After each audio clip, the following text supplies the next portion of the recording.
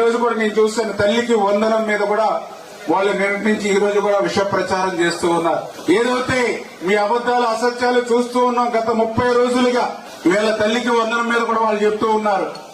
ఏదైతే ఆ రోజు ఎంతమంది పిల్లలు చదువుకుంటే అంతమందికి ఇస్తామని చెప్పారు, కానీ ఈ రోజు ఒకరికి ఇస్తూ ఉన్నారని చెప్పి, ఇంకా అసలు ఆ పథకాన్ని ఇంకా మేము గ్రౌండ్ లో ఇంకా దాన్ని అటెంప్ట్ చేయలేదు. ఇంకా దాన్ని ఎట్లా అమలు చేయాలి, ఎట్లా ఎంతమందికి ఇవ్వాలనేది ఇంకా కార్యాచరణకే రూపకల్పన లేదు.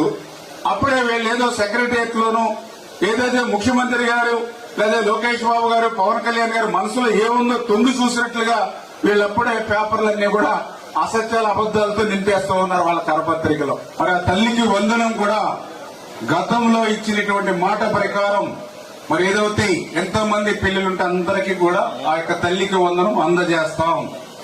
జగన్మోహన్ రెడ్డి మాదిరిగా కోతలు లేకుండా